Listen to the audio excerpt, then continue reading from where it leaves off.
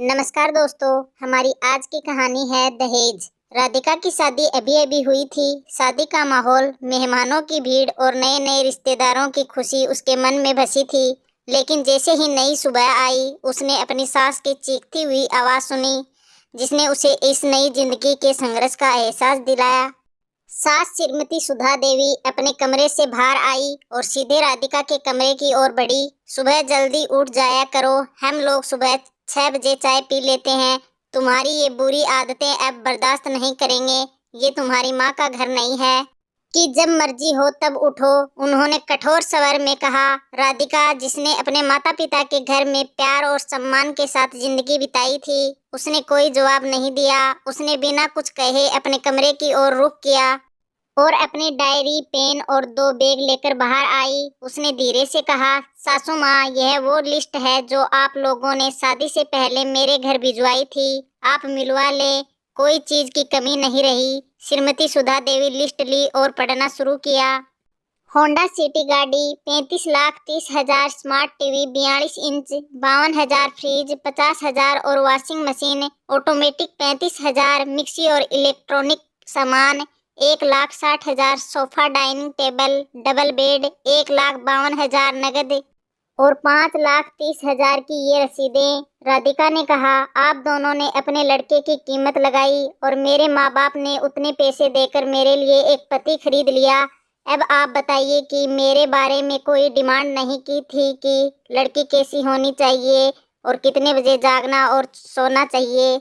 श्रीमती सुधा देवी की आंखें यह सुनकर चौंधिया गई। उन्होंने कभी नहीं सोचा था कि राधिका इस तरह जवाब देगी। राधिका ने एक बैग की चेन खोली और कहा, विदाई के वक्त मेरे पिता ने मुझे यह हिदायत और दी थी और कहा था कि बेटी, जब तक तू मेरे घर में थी तो तेरी हिफाजत करना मेरी जिम्मेदारी थी, और अब तू दूसरे घर जा रही है, इसलिए अब तू अपनी हिफाजत खुद ही करना। सुधा देवी का चेहरा फीका पड़ गया।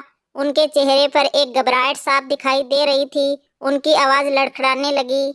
बहू, लगता है तुम्हारी नींद अभी कच्ची है, जाकर सो जाओ और जब नींद पूरी हो जाए तो खुद से उठ जाना मेरी शहजादी। इस घटना के बाद घर के माहौल में काफी बदलाव आया। राधिका ने अपने आत्मसम्मान और अधिकारों के प्रति जो रुख दिखाया था, उसने सबको सोचने पर मजबूर कर दिया। सुधा देवी ने समझ लिया था कि ये नई पीढ़ी अपनी जिंदगी के फैसले खुद लेने में सक्षम है और उसे पुरानी परंपराओं में बांधना उचित नहीं है।